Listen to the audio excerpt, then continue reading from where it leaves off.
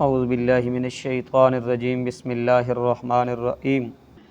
یہ بھی قصہ دوسرے دعوے کے متعلق ہے۔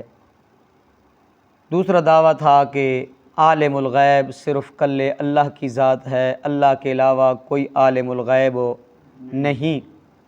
یعلم ما یسرون وما یعلنون انہ علیم بذات الصدور۔ رب تعالیٰ فرماتے ہیں جو تم چھپاتے ہو یا ظاہر کرتے ہو میں اس کو جانتا ہوں، حالانکہ میں تو تمہارے سینوں کے رازوں کو بھی جانتا ہوں۔ عالم الغیب والشہادہ، اور جو ظاہر اور چھپی ہوئی چیزیں ہیں اس کو بھی میں کیا کرتا ہوں، جانتا ہوں۔ زمین و آسمان کے اندر میرے علم سے کوئی چیز چھپی ہوئی نہیں ہے۔ تو رب تعالیٰ فرماتے ہیں لوط علیہ السلام کو ہم نے بھیجا قوم کی طرف، اور یہ قوم دو برائیاں کرتی تھی۔ ایک تو اللہ کے ساتھ شرک کرتی تھی، دوسری یہ قوم عورتوں کو چھوڑ کر لڑکوں کے پیچھے بھاگتی تھی، اور سب سے پہلے یہ لواطت والا کام کرنے والی یہی قوم لوط تھی، کیونکہ لوط علیہ السلام نے فرمایا وَلُوطًا اِذْ قَالَ لِقَوْمِهِ إِنَّكُمْ لَتَأْتُونَ الْفَاحِشَةَ مَا سَبَقَكُمْ بِهَا مِنْ أَحَدٍ مِنَ الْعَالَمِينَ، کہ تم جو وہ بے حیائی کا کام کرتے ہو، ساری دنیا میں سے تم سے پہلے یہ کام کسی نے نہیں کیا، اور اس کی بنیاد تم ہی لہٰذا رکھ رہے ہو، لہٰذا تم عورتوں کو چھوڑ کر تم اپنی نفسانی خواہشات مردوں سے کیا کرتے ہو، پوری کرتے ہو۔ بل انتم قوم مسرفون، تم حد سے بڑی ہوئی قوم ہو، حد سے بڑھنے والی قوم ہو۔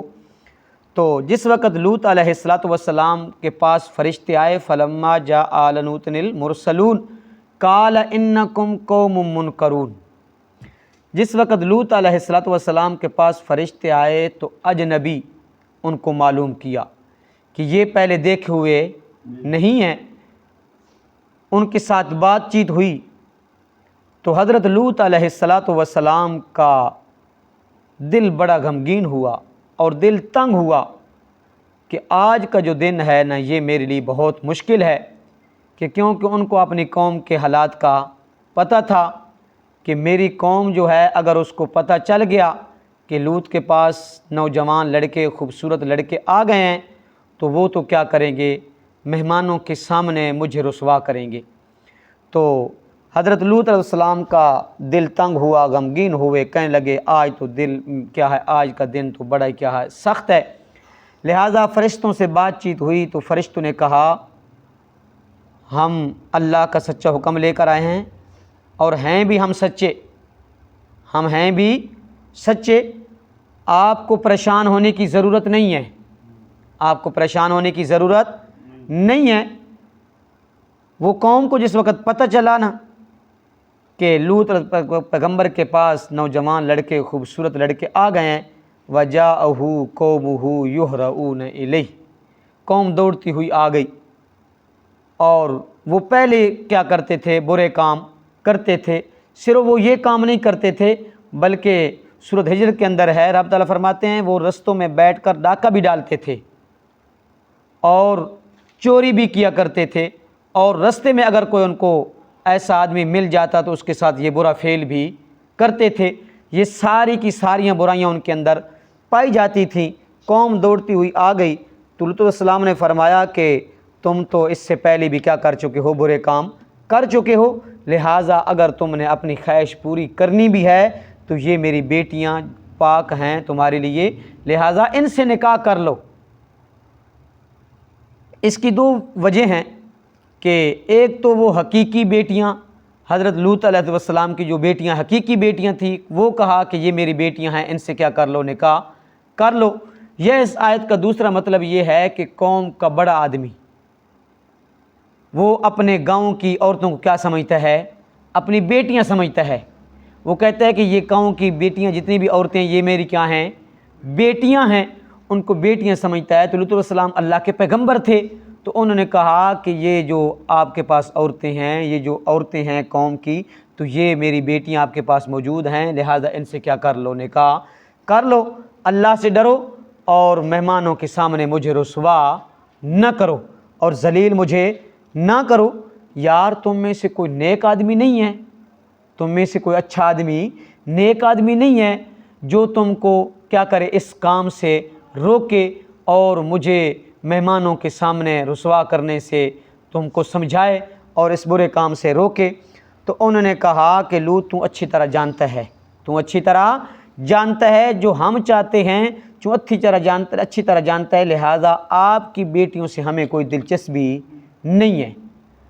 تو اس وقت لوط علیہ السلام نے فرمایا کہ ہائے کاش کہ آج میرے پاس قوت ہوتی، طاقت ہوتی، میرا جتھا ہوتا تو آج میں آپ کا ساتھ کیا کرتا، مقابلہ کرتا، یا میرے پاس کوئی ایسی جگہ ہوتی تو میں کیا کر لیتا، خود بھی محفوظ ہو جاتا اور اپنے مہمانوں کو بھی کیا کر لیتا، محفوظ کر لیتا۔ تو دیکھیں فرشتے آئے، پتہ نہ چلا، انسانی شکل میں آئے۔ کس شکل میں آئے؟ انسانی شکل میں آئے، لیکن لوط پیغمبر کو بھی پتہ نہ چلا کہ یہ انسان ہیں یا کیا ہیں، فرشتے ہیں۔ تو معلوم ہوا کہ پیغمبر بھی عالم الغیب نہیں ہوتا، عالم الغیب اکیلا کون ہے؟ اللہ کی ذات ہے۔ دوسری یہ بات پتہ چلی کہ اگر پیغمبر کے پاس اختیارات ہوتے تو پیغمبر یہ نہ کہتا کہ میرے پاس طاقت ہوتی، آج میں کیا ہوں، عاجز ہوں، بے بس ہوں، اور تمہارے ساتھ میرا مقابلہ کرنے کی کوئی طاقت میرے اندر نہیں ہے، لہٰذا میرے پاس طاقت ہوتی تو میں آپ کا مقابلہ کرتا، یا کوئی پناہ کی جگہ ہوتی تو میں کیا کر لیتا، پناہ لے لیتا۔ قالو فرشتوں نے کہا اے لوط انا رسل ربک، ہم تیرے رب کے بھیجے ہوئے ہیں، ہم کیا، تیرے رب کے بھیجے ہوئے ہیں، لن یصلوا الیک، وہ ہرگز نہ پہنچیں گے تم تک، ہرگز نہ پہنچیں گے۔ کیا کر، فَأَسْرِ بِأَهْلِكَ بِقِطْعٍ مِّنَ اللَّيْلِ وَلَا يَلْتَفِتْ مِنْكُمْ أَحَدٌ إِلَّا امْرَأَتَكَ، اب ایسا کرو کہ راتوں رات اپنی قوم کو یہاں سے لے کر نکلو اور پیچھے مڑ کر دیکھنا بھی نہیں، پھر دیکھ لیتے ہیں کہ ہم ان کے ساتھ کیا حشر کرتے ہیں۔ یہ آپ تک نہیں پہنچ سکتے، پریشان ہونے کی ضرورت نہیں ہے، نہ آپ تک پہنچ سکتے ہیں نہ ہم تک پہنچ سکتے ہیں، لہٰذا آپ راتوں رات لے کر نکلیں اور پیچھے مڑ کر نہیں دیکھنا۔ الا امرأتک، مگر جو آپ کی بیوی ہے نا، یہ کیا رہے گی، پیچھے غرق ہونے والوں میں سے ہو جائے گی، غرق ہونے والوں میں سے رہے گی۔ انہ مصیبہا ما اصابہم، بے شک وہ اسے پہنچ کر رہے گا وہ عذاب جو پہنچنے والا ہے انہیں، جو انہیں عذاب پہنچنے والا ہے وہ آپ کی بیوی کو بھی عذاب پہنچے گا۔ ان موعدہم ہم الصبح، کیونکہ آپ کے رب کا وعدہ جو عذاب کا ہے وہ صبح کے وقت ہو چکا ہے، صبح کے وقت عذاب ہو چکا ہے۔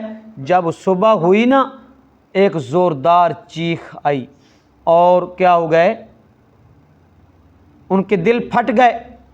پھر اللہ نے جبریل امین کو حکم دیا کہ کیا کر، اس قوم کو اٹھا۔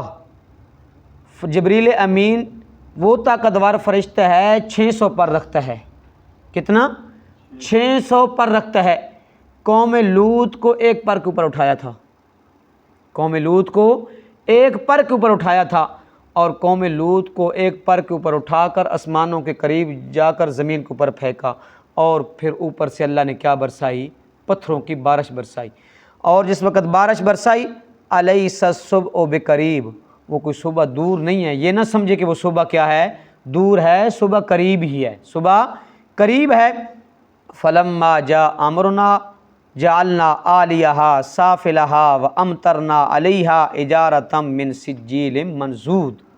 پھر رب تعالیٰ فرماتے ہیں فرشتے نے اٹھایا، آسمان دنیا تک لے گئے اور دے مارا زمین کے اوپر، اوپر سے پتھروں کی بارش برسائی، اور پتھر بھی وہ جو جس طرح آگ کے اندر پکائے جاتے ہیں اس طرح پتھر، اور منضود لگاتار، اس طرح نہیں کہ تھوڑی دیر برسے پھر رک گئے، پھر تھوڑی دیر برسے پھر رک گئے، نہ، لگاتار اللہ نے کیا برسائے، پتھر برسائے، مسومۃ عند ربک، اور ان پتھروں کے اوپر نام بھی لکھے ہوئے تھے کہ یہ پتھر فلاں کافر کو لگے گا، یہ پتھر فلاں کافر کو لگے گا، یہ پتھر فلاں کافر کو لگے گا۔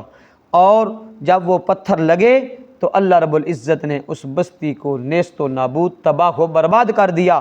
وما ہی من الظالمین ببعید، اور نہیں ہے وہ بستی ان ظالموں سے کچھ دور، ان ظالموں سے کچھ بستی وہ دور ہو نہیں ہے۔ تو رب تعالیٰ فرماتے ہیں ان فی ذالک لآیۃ للمتوسمین، ایک جگہ پہ کہ یہ نشانیاں ہیں غور و فکر کرنے والوں کے لیے۔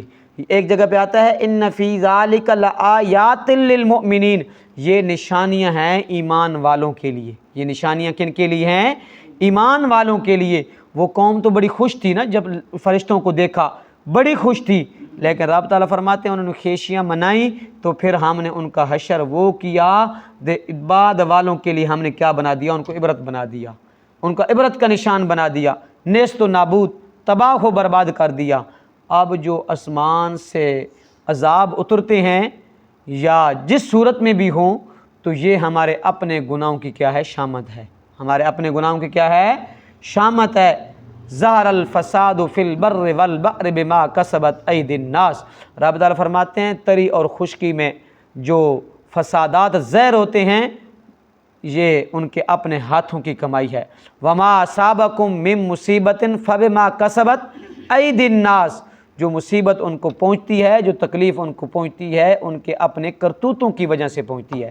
اللہ تو کسی کے اوپر ظلم نہیں کرتا۔ وَمَا اللَّهُ يُرِيدُ ظُلْمًا لِلْعِبَادِ وَمَا اللَّهُ يُرِيدُ ظُلْمًا لِلْعَابِدِينَ، اللہ تو ظلم کا ارادہ بھی نہیں کرتا، اللہ تو ظلم کا ارادہ بھی نہیں کرتا۔ یہ جو عذاب طرح طرح کے عذاب آتے ہیں تو یہ ان کے اپنے ہاتھوں کی کمائیاں ہیں، ان کے اپنے بدعمالیاں ہیں، ان کی اپنی بدعمالیوں کی وجہ سے یہ کیا آتے ہیں؟ عذاب آتے ہیں۔ اللہ رب العزت تمام مسلمانوں کو اللہ کے عذاب سے محفوظ فرمائے۔ اللہ رب العزت ایسے واقعات سے عبرت حاصل کرنے کی توفیق عطا فرمائے۔